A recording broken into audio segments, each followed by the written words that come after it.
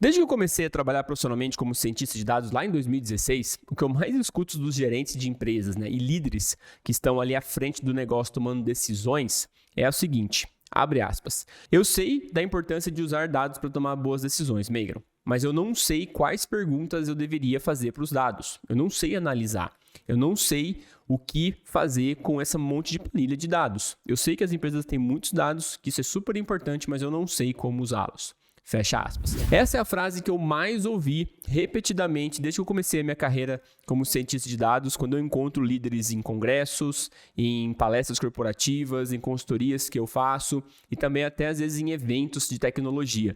As pessoas sempre têm essa mesma reclamação. E isso acontece porque esses líderes das empresas, eles não sabem ainda definir o problema de negócio que pode ser resolvido através dos dados. E muitas vezes por esse motivo é que eles não priorizam as iniciativas de dados na empresa, porque eles não sabem como extrair valor de uma planilha de dados para tomar melhores decisões. E nós, tanto eu quanto você, profissionais da área de dados, seja atuando como analista, como cientista, a gente precisa ajudar as pessoas de negócio a entender como usar os dados para tomar melhores decisões, principalmente se a empresa ela não tem uma maturidade analítica. Nesse vídeo aqui, eu vou mostrar para você como que você identifica os problemas de negócio nas empresas que são mais importantes e como que você avalia se vale a pena ou não fazer aquele projeto. Porque para começar um projeto de dados, você tem que passar por 2 passos. O primeiro é identificar o problema e segundo, avaliar se ele vale a pena ser feito agora ou não. Porque talvez existam outros problemas que tragam muito mais impacto com menos esforço que você poderia atuar agora. Então, eu vou mostrar para você como fazer essa seleção, tá? Mas antes disso, eu quero te dar um recado rápido aqui. De tempos em tempos, a comunidade DS, que é a instituição onde eu sou professor, faz um evento chamado Group by DS, com o objetivo de reunir as pessoas interessadas na área de dados e detalhar pontos específicos sobre essas carreiras. A segunda edição, que vai acontecer nos dias 8, 9 e 10 de maio, às 8 horas, aqui mesmo nesse canal, a gente vai falar sobre o tema passo a passo para começar na ciência de dados sem precisar fazer uma segunda graduação. Ele é um evento gratuito, mas você precisa se inscrever se você quiser receber o material de apoio do evento. Também tem um teste vocacional para ajudar você a entender se você tem perfil para trabalhar na área de dados e todas as informações relevantes e também algumas ofertas exclusivas de matrícula que tem somente nessas edições. Eu vou deixar o link aqui embaixo na descrição desse vídeo e se você tiver interesse, faça a sua inscrição, certo? Dado o recado, vamos então ao conteúdo. Bom, existem 2 formas para você identificar os problemas de negócio de uma empresa, tá? A primeira forma é você conversar com as pessoas, tá? Literalmente, você ir até a mesa das pessoas e você conversar com essas pessoas. Numa das empresas que eu trabalhei, na verdade, nas últimas empresas que eu trabalhei, quando eu entro na empresa, esse é o primeiro processo que eu faço. Eu peço uma reunião com os líderes de cada área, então, gestor de marketing, o gestor de produto, o gestor de operação, de manufatura, os principais líderes de cada área. E eu sento com essas pessoas e eu faço como se fosse ali uma sessão de terapia. Eu falo assim, cara, me diga aí os seus maiores problemas que você tem na sua área. As pessoas começam a relatar esses problemas, E eu peço que eles me digam também quais são as decisões mais importantes que eles tomam diariamente. Então, valor de investimento em campanhas de marketing, o gerente de marketing toma essa decisão. Quantas peças são produzidas pelo time de produtos? Então, essa decisão é tomada pela gerente de categorias, por exemplo. O número de produtos que são devolvidos para a empresa, esse é o gerente de manufatura que toma conta. Então, essas são as tomadas de decisão, essas são o que as pessoas têm que decidir diariamente para que a empresa consiga se mover para frente. Então, eu anoto tudo isso, as principais dificuldades, então ali eles vão chorar tudo que eles gostariam de ter, como o mundo seria maravilhoso, e anoto também quais são as tomadas de decisão que eles fazem e, por fim, eu anoto como que eles fazem essa decisão, Então, como que eles tomam essa decisão, baseado em quê? Algumas decisões, eles dizem que são baseadas na própria experiência deles. Então, já fui gerente de marketing por 10 anos, então eu tenho mais ou menos uma experiência de como esse mercado funciona, então é assim que eu tomo as minhas decisões. Outros usam alguns dados já, então eles têm algumas planilhas de Excel que eles pedem para os analistas manterem atualizadas e eles usam essa planilha de Excel para poder tomar a decisão. Então as decisões elas são tomadas e são tomadas de alguma forma. E aí eu descubro ou como que são essas formas? Porque depois que eu tenho, né, as principais dificuldades da pessoa, quais decisões que ela toma no trabalho dela e como ele faz isso, eu consigo estipular um baseline. O que é um baseline? É a forma como as coisas são feitas hoje. Então eu sei que o gerente de marketing, ele toma uma decisão sobre a quantidade a ser investido nas campanhas a partir da experiência dele. Ele não usa dados, por exemplo, para poder tomar a decisão. Então aqui eu tenho uma oportunidade de criar para ele uma planilha, gerar alguns insights, ou até mesmo fazer algumas previsões do quanto aquela campanha vai retornar para ajudar ele a tomar melhor essa decisão. A gerente de categoria, eu sei que ela tem que tomar a decisão de quantas peças são manufaturadas, eu sei que ela usa uma planilha de dados de vendas históricos para tomar essa decisão, só que essa planilha ela é baseada na interpretação dela para tomar a decisão. Então, aqui eu também tenho uma oportunidade, onde eu posso usar essa planilha histórica, treinar algoritmos de machine learning para fazer previsões de venda para próximos, 3, 4, 5 dias após o lançamento daquele produto e fornecer isso para ela como uma segunda opinião para ela tomar a melhor decisão. Então, eu consigo mapear essas oportunidades conversando com as pessoas, entendendo como que elas fazem hoje e entendendo o que eu posso fazer de melhor para ajudar a tomar essas decisões. Então, essa é a primeira forma de você identificar, né, problemas de negócio para você criar soluções, certo? A segunda forma é você olhar para as métricas da empresa. Então, as métricas da empresa, elas são definidas praticamente por 2 fatores. O primeiro fator é o modelo de negócio que ela tem. Então, se a empresa é um e-commerce, se a empresa é um marketplace, se a empresa é, por exemplo, o User Content Generation, esses modelos de negócio, eles têm as suas métricas específicas. Então, o e-commerce, ele olha um conjunto de métricas e o marketplace também olha um conjunto de métricas baseado na forma como eles fazem negócio com seus clientes. E essas métricas, elas mudam ao longo do tempo, dependendo da maturidade do produto das empresas. Então, se a empresa está lançando um produto agora, você tem que olhar um conjunto de métricas específicas. Se esse produto ele começa a ser validado pelo mercado e começa a trazer alguma atração de vendas, já é um novo conjunto de métricas. Agora, se esse produto está indo muito bem e está expandindo, está numa fase aí de escala, é um outro conjunto de métricas. Então, a combinação entre o modelo de negócio e conjunto de métricas, né, faz com que você identifique quais são as métricas que você tem que observar naquele momento da empresa. E se você sabe quais são as métricas mais importantes para aquele momento, você pode pensar em como que você pode antecipar essas métricas. Então, se a minha métrica principal é vendas, como é que eu posso criar um algoritmo para antecipar essas vendas?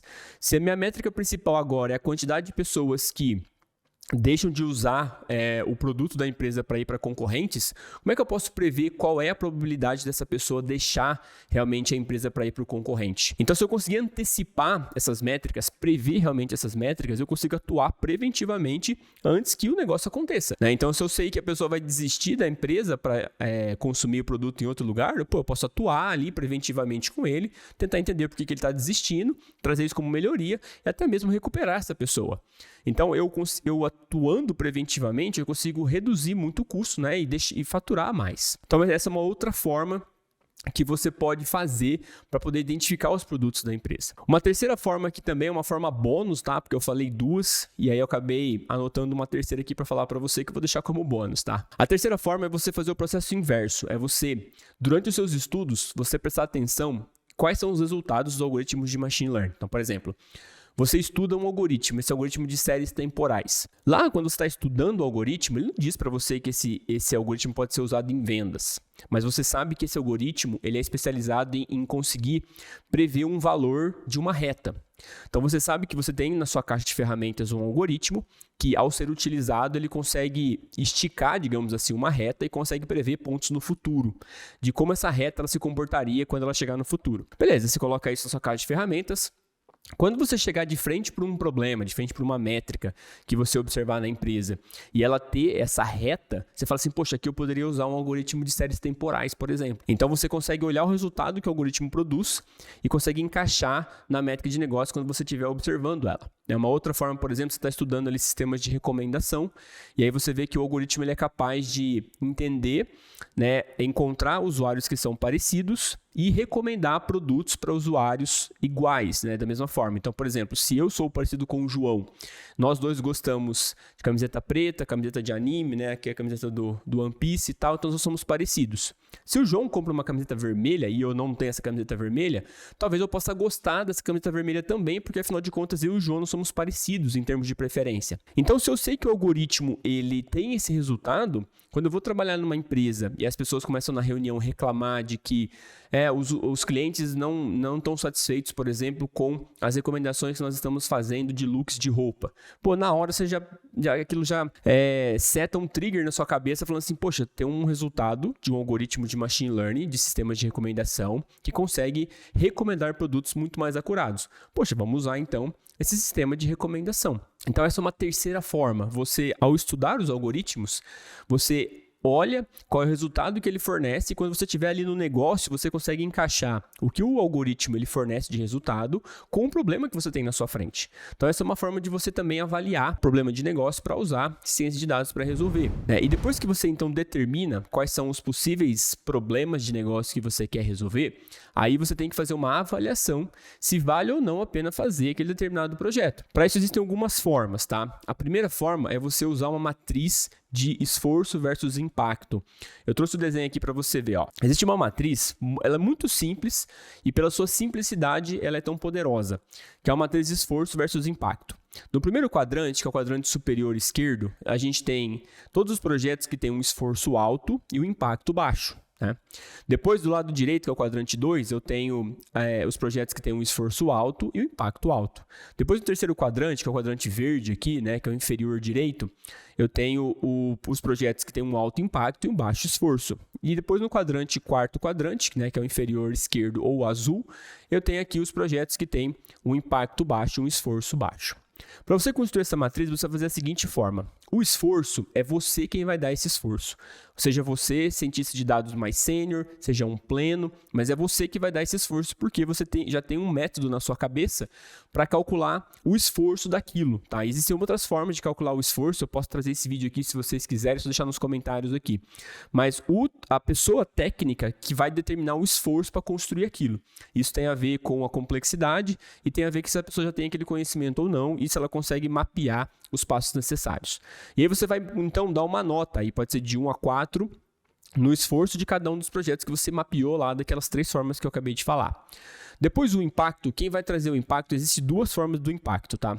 A primeira forma é uma pessoa de negócio que vai dizer para você qual é o impacto desse projeto na empresa. Então, ela tem mais contexto de negócio em termos de estratégia, ela vai dizer para você assim, olha, Meigron, esses projetos aqui, eles estão alinhados com o objetivo da empresa para esse trimestre. Então, esses vão ter maior impactos porque eles mexem diretamente o ponteiro dos objetivos que a gente está olhando como empresa. Então, a pessoa de negócio vai dizer para você. Uma outra forma de definir o impacto é você criar um documento chamado MIR. O MIR é Model Impact Review. Esse documento, você responde algumas perguntas, você faz um dossiê daquele projeto, antes mesmo de escrever a primeira linha de código, e dentro desse dossiê é previsto que você escreva qual é o retorno financeiro esperado daquele algoritmo. Então você faz algumas contas e você fala assim, olha, a forma como é feito hoje é assim, essa forma traz X milhões de retorno. Se a gente fizer um algoritmo que tiver X% melhor essa decisão, a gente vai sair de X milhões para 10X milhões. Então você faz uma conta mesmo do qual é o retorno financeiro esperado daquele algoritmo. E aí você consegue calcular o impacto. Aí você pode dar uma nota. Então, por exemplo, você pega o projeto que tem o maior retorno, coloca nota 4. Depois você normaliza esses outros projetos, dependendo do seu retorno financeiro, em notas aí de 1 a 4 e você dá as notas aqui. Depois, quando você posicionar então os projetos nessa matriz, você vai fazer o seguinte, você vai priorizar essa matriz. Então, você vai fazer aquilo que tem maior impacto e menor esforço. Então, você vai começar pelo verde ali. Você vai pegar todos os projetos de maior impacto e menor esforço. Depois, você vai pegar, por exemplo, os projetos que têm um impacto alto e um esforço maior. Projetos que têm um alto impacto e baixo impacto e um esforço alto, você pode quebrar eles e revisitar eles para entender por que o esforço é tão grande e o impacto é tão baixo. Talvez o impacto seja baixo porque o retorno financeiro é baixo ou porque não está alinhado com o objetivo da empresa naquele momento de empresa que ela vive. E aqueles projetos que têm um impacto baixo e um esforço baixo, você avalia se vale a pena fazer eles primeiro do que aqueles que têm um impacto alto e o esforço alto. Então, depende muito da organização. Isso você faz alinhado com o time de negócio, você não vai fazer sozinho isso, certo? Então, eu trouxe essa matriz aqui lá do site da Rocket Content, onde tem essa forma de você priorizar, certo? Então, é assim que você prioriza. O esforço é dado pela parte técnica, o impacto pode ser também dado pela parte técnica calculando esse MIR, que é o Modo Impact Review, ou alguém de negócio que tenha mais contexto de objetivo, ele vai passar para você, né, o que realmente você deve priorizar. Então, essa é a forma como você vai olhar para os projetos e você vai determinar a ordem de execução, né? Qual vai ser a prioridade de fazer o primeiro, fazer o segundo e fazer o terceiro, certo? Até o primeiro dia do Group by DS, né, na edição 2, que vai ser dia 8 de maio, eu vou fazer uma sequência aqui de vídeos super interessantes sobre esse mundo da ciência de dados aplicado. A gente vai passar por ferramentas, por projetos práticos, vou mostrar para você aqui os projetos e os seus retornos financeiros esperados. Vou falar um pouquinho sobre planejamento de mudança de carreira, para quem quer fazer uma transição de carreira e não sabe por onde começar, não sabe se planejar. Vou falar um pouquinho também sobre o panorama do mercado de dados aqui no Brasil e aqui no exterior. A gente vai ter algumas entrevistas também super interessantes com pessoas que mudaram de profissão e hoje trabalham aí como cientistas e analistas de dados, tanto aqui no Brasil quanto no exterior. Então, para não perder tudo isso, se inscreve no canal, né, e ativa as notificações também, uma forma de te avisar quando um novo vídeo sair aqui no canal, e faz a sua inscrição no Group by DS. É 100% online e 100% gratuito. No final você vai aprender todo o passo a passo para você se tornar um cientista de dados sem precisar fazer uma segunda graduação. Bom, espero que você tenha gostado. A gente se vê no próximo vídeo. Até mais!